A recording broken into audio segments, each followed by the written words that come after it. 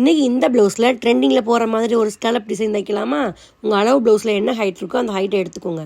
கரெக்டாக நம்ம மேலே தையலுக்கு விட்டுருப்போம்ல, அந்த 1/2 இன்ச்சுக்கு கீழே இப்படி இந்த மாதிரி வளைவாக வரைஞ்சிக்கோங்க.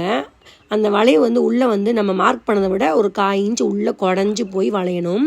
இப்போ எனக்கு 3 ஸ்கேலப் வந்திருக்கு. இது உங்களோட கழுத்து உயரத்தை பொறுத்து சில நேரத்துக்கு 2 ஸ்கேலப் தான் வரும்.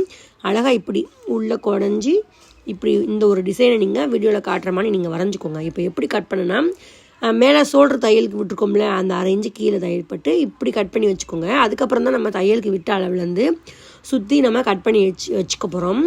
இது பார்த்திங்கன்னா இப்படி தான் இருக்கணும்.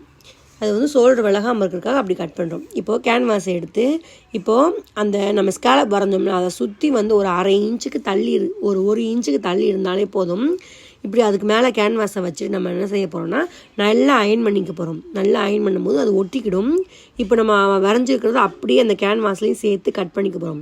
அப்புறம் ஒரு லெட் எடுத்து அழகாக நம்ம எங்கே தைக்க போகிறோமோ அந்த தையலுக்குரிய மார்க்கை வரைஞ்சிக்க போகிறோம். இப்போது சேலையில் மெயின் கிளாத் மேலே வச்சுக்கிட்டு கேன்வாஸ் நம்மளை பார்த்து இருக்கணும். பார்த்துட்டு அதுக்கப்புறம் சுற்றி பின் குத்திக்கோங்க. அப்படின்னா தான் விலகாது. சுற்றி தையல் போட்டுட்டு இந்த வளைவில் நல்லா உள்ளே குடஞ்சி கட் பண்ணிக்கணும். அதுக்கப்புறம் திருப்பி விட்டிங்கன்னா சூப்பராக வந்துடும். இப்போ சுற்றி அமுக்கு தையல் போட்டிங்கன்னா அழகான ஒரு ஸ்கேலப் டிசைன் ரெடி ஆயிரும். இதே மாதிரி நீங்களும் தச்சு பாருங்கள்.